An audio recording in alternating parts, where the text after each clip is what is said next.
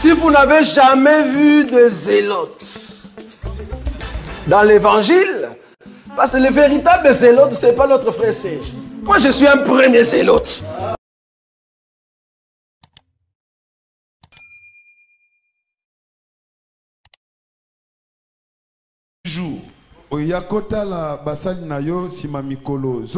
Qu'on nous donne des légumes à manger et de l'eau à boire.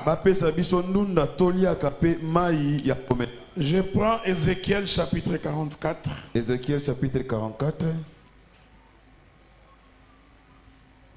Ézéchiel chapitre 44. Je vais commencer par le verset 16. Ézéchiel chapitre 44, Tobandine, verset 16e. Ils entreront dans mon sanctuaire. Ils s'approcheront de ma table pour me servir. Ils seront à mon service. Lorsqu'ils franchiront les portes du parvis, ils revêtiront des habits de lin. Il y a lino. Ils n'auront sur eux rien qui soit en laine.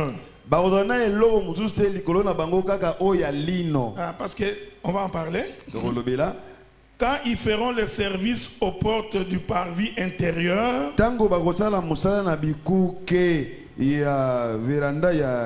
et dans la maison. Que le Seigneur bénisse l'explication de l'écriture. Nous sommes en train de poursuivre notre marche. Généralement, quand nous prêchons comme ça, nous savons pratiquement qu'est-ce que nous allons dire. Mais nous ne savons pas comment nous allons marcher. Donc nous faisons confiance au Saint-Esprit pour qu'il nous aide pendant que nous parlons. Donc moi je n'ai pas l'habitude qu'il y a introduction ici, développement ici et conclusion ici. Donc je laisse le Saint-Esprit me conduire. Et je crois qu'il est le meilleur conducteur. C'est pourquoi j'avais dit la fois passée, un bon ministre de la parole doit impérativement être un bon lecteur de la Bible. Si tu n'es pas un grand lecteur des Écritures, ça va être difficile pour toi d'être un bon prédicateur. Parce que quand nous prêchons comme ça, nous ne savons pas exactement où nous allons commencer, où nous allons finir. Mais nous faisons confiance en Dieu. Parce que nous croyons qu'il va nous conduire quelque part. Parce qu'il est l'homme le plus élevé. Il est au-dessus de tout. Il peut voir au-delà de ce que tu penses. Et il peut réaliser ce que toi tu ne peux pas réaliser. C'est pourquoi il faut lui faire confiance. Parce que c'est Dieu seul qui nous conduit. Mais regardez, l'écriture que nous avons lue nous dit ceci. Lorsque le question, la Bible dit tout simplement un Samaritain. Donc il faut faire attention. Oh, tu vois, Samson, il était juge en Israël. C'est lui qui a écrit Samson le juge. Quand vous lisez votre Bible, vous ne verrez nulle part où Samson est assis dans un tribunal en train de juger. Donc faites attention avec les titres. C'est pourquoi pour comprendre, il faut lire les textes. On est ensemble, non? Je prends un deuxième témoin. Pendant que Jean baptisait, il voit les hommes en train de venir. Non, véritablement, Jean avait un problème. D'abord, il mangeait le miel et le sauterelle. Il était habillé en peau d'animal. Donc Jean, il avait un problème de vision. Il voit les gens en train de venir et il dit, la cognée. Choka, la cognée est à la racine de tout arbre. Tout arbre qui ne produit pas de fruits doit être coupé et jeté. Quand Jean-Baptiste disait ça, il parlait des hommes. Donc il voyait les hommes. Il voulait dire que les hommes que vous voyez, ce sont des arbres. Est-ce que vous me suivez? C'est ici que Branham a eu beaucoup de difficultés pour expliquer la sémence, l'arbre de la connaissance du bien. Parce que lui n'avait pas compris que ces arbres-là représentaient l'homme. Oh non, le serpent est sorti avec la femme. Faites attention, parce que l'arbre de la connaissance du bien et du mal, c'est tout un prédicateur. Vous savez, d'ailleurs, Dieu dit, puisqu'il a péché, on va le mettre dehors. Nous allons l'empêcher d'aller mettre la main sur l'arbre de vie. Apocalypse vient dire, l'arbre de vie qui était dans les jardins, c'était le Seigneur Jésus-Christ. Oh, aujourd'hui, nous sommes nourris en écoutant la parole. Donc la semence qui est entrée en Ève, c'était la mauvaise prédication donnée par les gens. Je vais aller doucement pour que tu me saisisses. Naturellement, lorsqu'on parle de la sémence, on parle de tout ce qui sort de la terre. Est-ce qu'on est ensemble, non? Vous savez, même quand la Bible dit la sémence de l'homme, c'est une expression allégorique. Parce qu'en réalité, dans l'homme, c'est le spermatozoïde. Mais on utilise un langage emprunté du cultivateur. Parce que c'est lui qui sème, c'est un cultivateur. Est-ce que vous me suivez? C'est quelqu'un qui a besoin d'une portion de terre. C'est lui qui avait besoin de la portion du terre. C'était d'abord Dieu. Il marche au-dessus des eaux. Il n'y avait que les ténèbres à la surface de la terre. Lui, comme un cultivateur, il avait besoin d'une terre pour commencer à s'aimer. C'est pourquoi il prit les ciseaux. Il coupa les os. Ce n'est pas moi qui dis, c'est Job qui dit ça. Job, étais-tu là quand j'ai tracé une circonférence, quand j'ai coupé les os pour que la terre puisse... Écoutez, regardez, pour que la terre sorte des eaux, il a fallu que Dieu coupe les os. Je vous avais dit le mercredi que le pays d'Égypte, c'était un homme. Cet homme-là, c'était Jésus. Est-ce que vous me suivez? Parce que je vous avais dit, quand Jésus est devenu péché, il était devenu tout un pays. Il était devenu le pays d'Égypte. Étant devenu le pays d'Égypte, comme dans son ventre, il y avait un fils, il faut qu'il soit opéré. Écoutez, l'opération, c'est que Dieu a coupé les os. En séparant la main rouge en deux, Dieu était en train de couper une chair. J'aime ça. Quand la circoncision consiste à couper la chair. Quand on coupe la chair, ce qui était caché apparaît. Est-ce que nous sommes en train de parler des hommes Est-ce que sommes-nous en train de parler de la circoncision des hommes? Attention! Nous sommes en train d'appeler ce qui était caché dedans. Il doit sortir. Mais pour sortir, il faut que la chair qui les porte soit déchirée. C'est pourquoi on commence. Quand Dieu crée Adam, Dieu comme l'esprit va entrer dans le corps d'Adam. Quand il entre dans le corps d'Adam, il devient quelqu'un qui est caché dedans. Maintenant pour le découvrir, il faut couper la chair d'Adam. Je voudrais dire, quand Dieu ouvrait les côtés d'Adam, c'était toute une circoncision. Il était en train de couper la chair pour que ce qui était caché, c'est-à-dire les os. Attention, les os. Non, l'os. Écoutez-moi bien, écoutez-moi bien. Bon, je sais que tu as ton interprétation. L'os là qu'on a tiré, c'est la femme.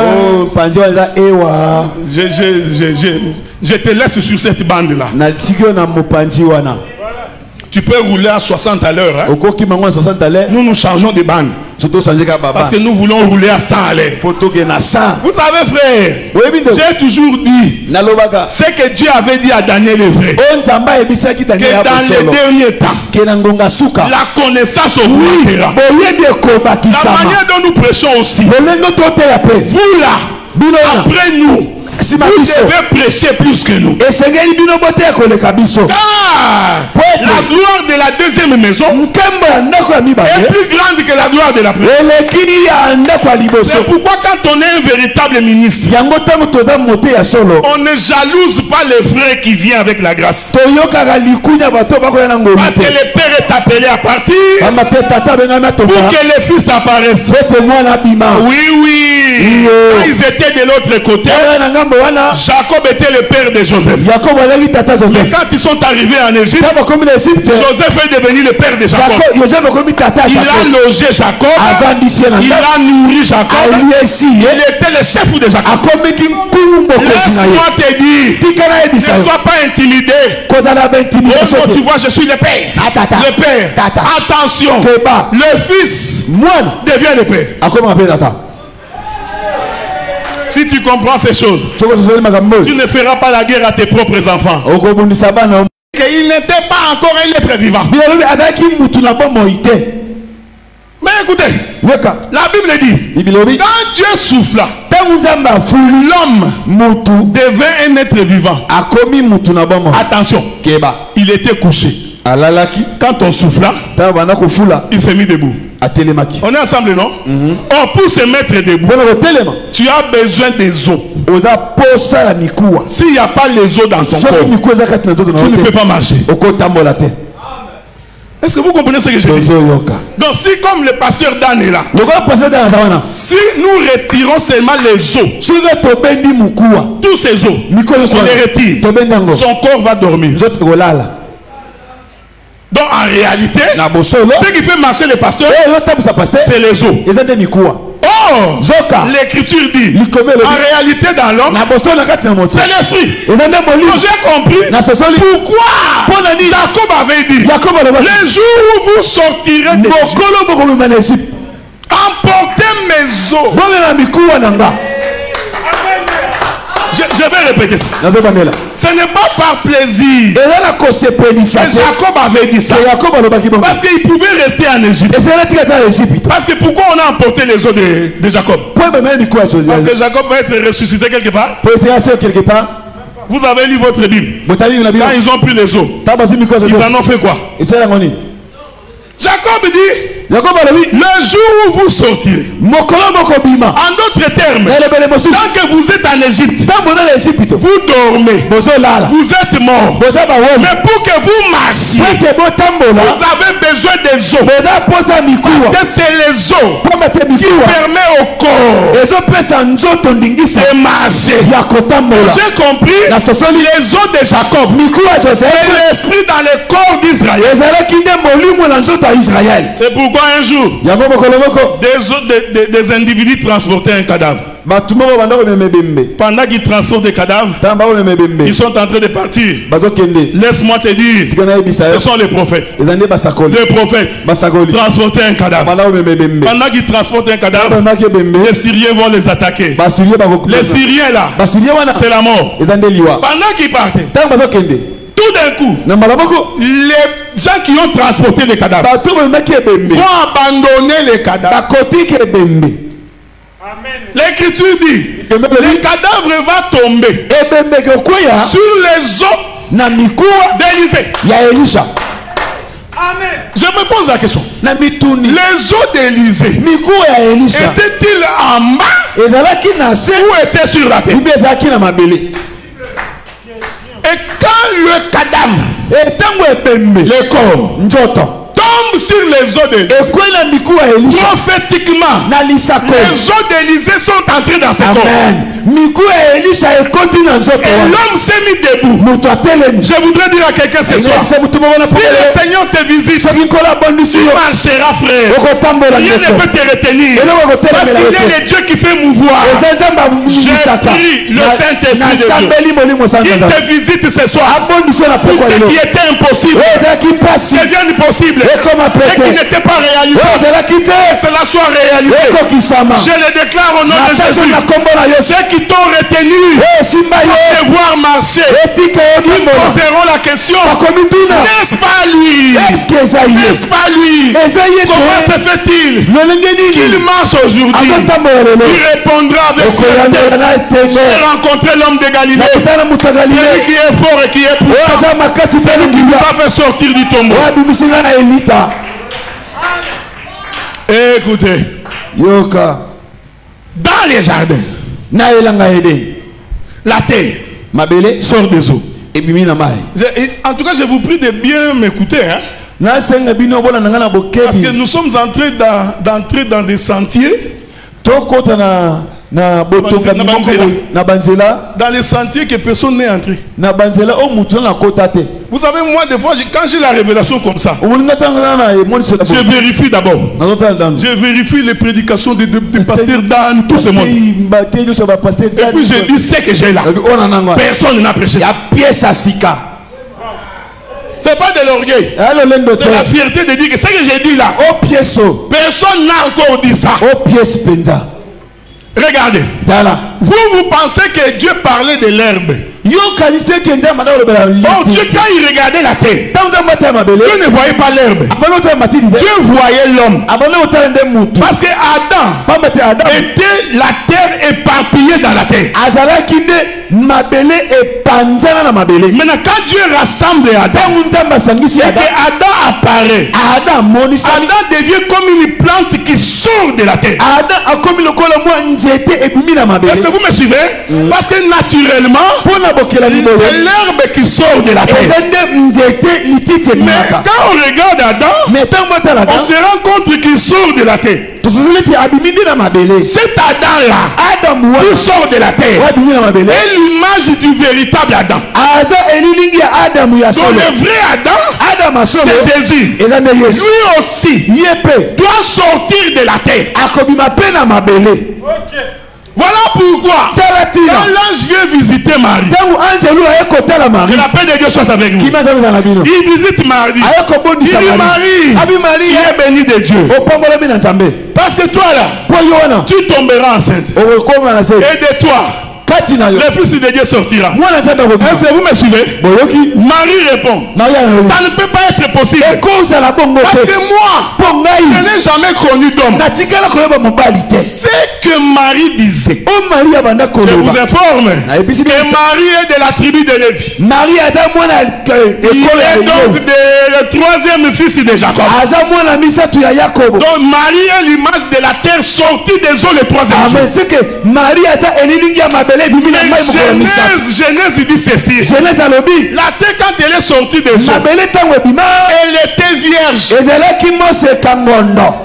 Ce n'est pas moi qui dis. Car la Bible dit aucun arbuste de champ n'est germé. Puisque la terre n'avait rien produit, c'est que cette terre-là n'avait jamais connu d'homme. N'a rien fait. Esaïe répond. C'est pas moi. C'est Esaïe qui répond. Il dit autant les cieux est éloigné de la terre. Les passés sont éloignés de la terre. De la même manière que la pluie tombe dessus. Viens féconder la terre. Et fait germer les plantes. Ainsi en est-il de ma parole qui sort de ma bouche. On est ensemble, non? Donc tant que la parole n'est pas sortie de la bouche, la terre est vierge. La terre est stérile. Un jour, Jésus s'approchant, il s'approche, il croise un homme. La Bible dit cet homme était aveugle. C'est-à-dire cet homme-là était dans les ténèbres. Car celui qui est aveugle, la lumière n'est point à lui. Est-ce qu'on est ensemble, non? Il demande à cet homme, que veux-tu? Il dit, je vais voir. La Bible dit, le Seigneur Dieu ouvrit sa bouche. Il cracha. Est-ce que vous me suivez? Je répète. Pour faire qu'un homme aveugle puisse voir, Jésus ouvre sa bouche. Remarquez que la bouche est dans la tête. Dans leur détresse, ils imploraient l'Éternel. L'Éternel leur envoya sa parole. Or la parole ne peut sortir que de la bouche. Donc quand Jésus ouvre sa bouche et qu'il crache, le crachat de Jésus là, c'est toute une pluie. Est-ce que vous me suivez? Parce que pour cracher, il faut appeler les entrailles. Il faut qu'on oui. Luc avait raison. Selon les entrailles de la miséricorde de Dieu, le soleil d'en haut nous a visités. Donc quand Jésus crache, c'est le Père, c'est le ciel qui est en train de crier. Mais il crie les entrailles. C'est-à-dire ce qui est dedans. Ce qui est dedans, c'est le Fils. Il appelle les fils. Le Fils vient, il sort. Ce Fils-là, c'est le crachat. On est ensemble, non? Le crachat va faire le voyage de la bouche de Jésus vers la terre. Est-ce qu'on est ensemble? J'avais dit ça dimanche. Une vapeur s'éleva et arrosa la surface du sol. Et quand le crachat de Jésus touche la terre, Jésus accomplit une écriture. Il dit ceci: toute parole qui sort de sa bouche ne rentre jamais sans effet. L'Éternel est derrière sa parole pour l'accomplir. Donc Dieu doit être derrière son crachat.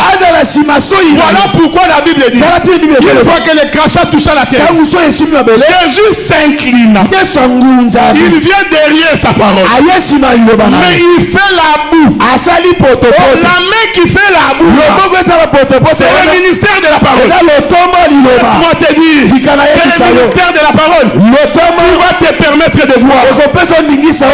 Nous disons ceci: quand la prédication est mauvaise, quand on prêche mal, le peuple ne peut pas être sauvé. Voilà pourquoi, frère, en ce qui concerne la prédication, nous devons être rigoureux. Ne viens pas faire des aventures ici.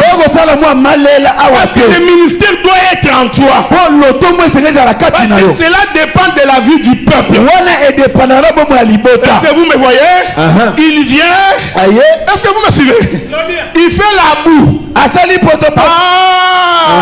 Cette boue là, c'est l'écriture qui dit on ne muselle pas les bœufs Quand il laboure la tête, quand il est en train de mélanger là, c'était tout un laboureur qui était en train de labourer la terre.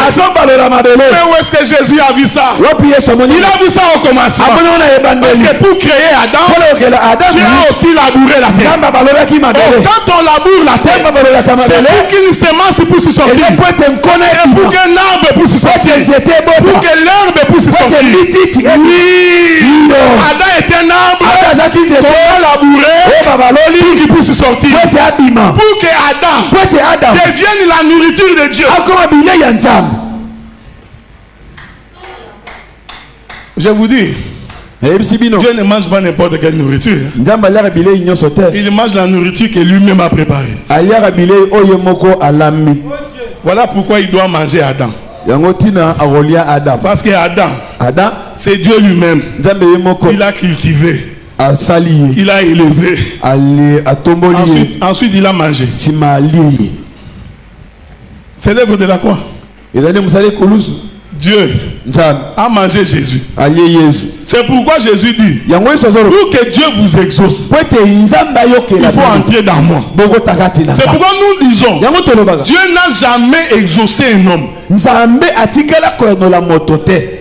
Ce n'est pas ton français. Que la volonté du Seigneur. Oh Jésus, tu es merveilleux. Je m'en veux couronner ta présence. Alléluia. Tu crois que ton français va séduire Dieu. Je suis contre les frères qui ne savent pas parler français, mais ils veulent prêcher en français.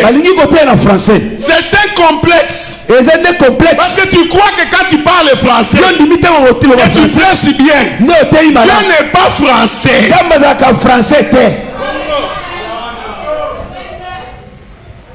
Vous savez, Dieu doit te parler dans la langue que tu maîtrises bien. Amen. Non. Toi, le français, c'est un problème. Tu as étudié à Katakokombe, tu n'as pas fini les études. Ce n'est pas mauvais. Tu es allé faire la culture. Là où les gens disent le pays, tu dis la pays. Là on dit la femme, tu dis les femmes. Maintenant, tu vas commencer à prêcher en français. Quand les gens t'écoutent, ils sont distraits à cause de tes problèmes d'accord. Prêche dans la langue que tu maîtrises. Dieu n'est pas séduit dans sa frère. Ne sois jamais complexé. Un juif, même s'il est dans un pays étranger, il apprend à ses enfants l'hébreu. Oh non, docteur Adela, tu es au Canada. Pourquoi vous ne prêchez pas en anglais? Parce que tu crois que si je dis oh yes, oh yes, oh yes, que Dieu est là. Oh my God, oh my God. J'avais répondu à un frère. Nous sommes comme Jacob en Égypte. Nous sommes les premiers grains descendus au Canada. Nous allons parler français et lingala jusqu'à notre mort. Nos enfants qui sont nés là-bas, c'est eux qui vont venir parler anglais. Parce qu'eux ils vont naître dans l'anglais, ils vont grandir dans l'anglais et ils vont prêcher en anglais. Moi prêcher en anglais, je vais commencer à réfléchir en français. Le temps de trouver le mot en anglais. Dans ma tête il y a beaucoup de troubles. Ne soyez pas complexés. Est-ce que vous me suivez? Regardez. La terre qui produit l'homme, c'est cet homme-là qui est la nourriture. C'est pourquoi là je dis à Marie, sois en paix. Est-ce qu'on est ensemble, non? Amen. J'aime ça. Il dit Marie, sois en paix. L'ombre du Tout-Puissant. Je précise ça. L'ombre du Tout-Puissant va te couvrir. Quand l'ombre te couvre, donc premièrement, l'ombre doit te couvrir. Une fois que l'ombre te couvre, alors tu tomberas enceinte. Si l'ombre ne te couvre pas, tu ne peux pas tomber enceinte. Est-ce que vous me suivez? C'est-à-dire que l'ombre doit précéder la terre vierge. Avant que la terre vierge produise. Je vais répéter ça. Parce que tu n'as pas encore compris. Pour que la terre qui est Marie puisse produire, il faut premièrement que l'ombre vienne. Quand l'ombre du Tout-Puissant te couvre, c'est alors que tu tomberas enceinte. Est-ce qu'on est ensemble, non? Or, l'ombre annonce la réalité. En d'autres termes, l'ombre du Tout-Puissant, c'est le sacerdoce de Moïse qui vient d'abord. C'est pourquoi la Bible dit Jésus est né d'abord sous la loi, selon Moïse. Mais lui-même, quand il vient, il est la réalité. Est-ce que vous me suivez? Regardez maintenant. Quand tu es dans le jardin, tu manges l'herbe. Adam pêche. Quand Adam pêche, Dieu le chasse. Je veux que tu... Parce que je veux balancer la nuée. Hein? Je veux le balancer de plusieurs manières. Quand Adam pêche, la Bible dit qu'il fuit la présence de Dieu. Généralement, quand nous péchons, spirituellement, nous venons de nous éloigner de Dieu. Est-ce que vous me suivez? Même si on ne te dit rien, spirituellement, tu viens de t'éloigner de Dieu. Je veux que tu m'écoutes bien, parce qu'il y a beaucoup de choses que je vais dire ici. L'écriture dit, Dieu vient, il commence à chercher Adam. Adam, où es-tu? J'aime la Bible. Adam n'a jamais posé la question. Adam, où êtes-vous? Adam pose la question. Non, Dieu pose la question. Adam, où es-tu? Cependant, Adam a péché avec Ève. Mais quand Dieu descend, il ne cherche pas Ève. Adam, où es-tu? Pourquoi? Parce que Dieu, quand il avait donné le commandement, Ève n'était pas là. Le jour où Dieu disait à Adam, tu mangeras de tous les fruits, sauf l'arbre du milieu. Ève n'était pas encore créée. Quand Ève est créée, c'est Adam qui va dire à Ève, Ève, assis-toi là. Je suis ton prédicateur.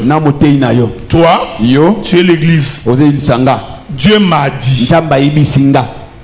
Pas toi. Dieu m'a dit que nous mangerons tout, sauf ça.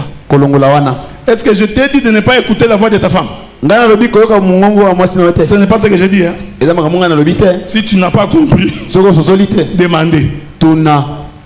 Ici, Adam devient l'image de Christ. Ève devient l'image de l'église. C'est à l'église d'écouter l'instruction. C'est pourquoi même dans un couple, une femme qui n'écoute pas, c'est une femme à chasser. Amen, amen, amen. Amen encore. Une femme qui n'écoute pas, il faut la chasser. Bon. Je ne veux pas que les pasteurs et les apôtres viennent me tuer. Oh non, la Bible dit on ne peut chasser une femme que pour cause d'infidélité. Ne venez pas me tuer. Une femme qui n'écoute pas, c'est une femme à chasser. Dieu descend. C'est l'amour. Quand on aime la femme, on la chasse. Quand il n'écoute pas, Dieu descend. Il constate que Adam n'a pas écouté. Est-ce que vous me suivez? Il prend la peau de l'animal. Nous avons lu avec vous Ézéchiel 44. Et lorsque le sacrificateur est dans la maison, il s'habille en lin. Or, l'habit en lin, c'est un produit de la terre. Je veux que tu m'écoutes.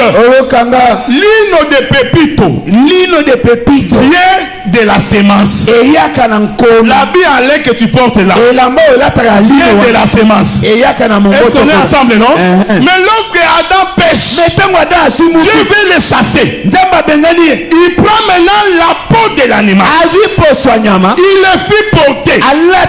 Parce qu'il doit franchir le parvis intérieur pour aller dehors. Or, Ézéchiel nous dit, quand le sacrificateur sort, il prend l'habit en lin. Il doit le laisser dans la maison. Il doit porter l'habit en peau de l'animal. C'est avec ça qu'il va sortir. Est-ce que vous me suivez? Amen. Avant le péché, l'homme mangeait tout ce qui est herbe, tout ce qui est produit de la terre. En réalité, c'était les vêtements en lin.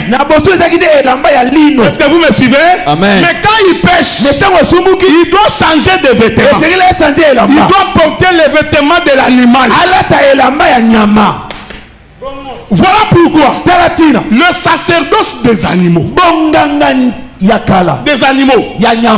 commencé après que l'homme ait péché. Est-ce que vous me suivez? Quand il est sorti du jardin, c'est en ce moment-là que Dieu décide, l'homme va maintenant commencer à manger la viande. Oh, l'homme qui mange la viande, c'est Dieu, ce n'est pas toi. Voilà pourquoi, après le péché, Dieu n'a fait que manger la viande. On offre les holocaustes, les bœufs. Dieu était devenu carnivore. Mais quand avant le péché, il était herbivore. Mais quand l'homme pêche, il change d'alimentation. Il commence à manger la viande. Pourquoi? Parce que le sacrificateur est habillé en peau de l'animal. Ah oui, ce jour-là, il débarque à Jérusalem. Il débarque à Jérusalem. On vérifie dans les maternités. Là où les hommes naissent, il n'y a pas de place. Parce que celui qui était dans le ventre de Marie, c'était un animal qui doit sortir de la maison pour venir dehors. Pour venir dehors, il doit porter la peau de l'animal. On chercha partout. Il n'y a pas de lieu d'accouchement. Marie et Joseph disent, celui que tu as là, c'est un animal. On va l'amener dans la maternité des animaux. On l'amène dans une bergerie, là où il y a des animaux. On dit, tu vas naître ici, parmi tes frères.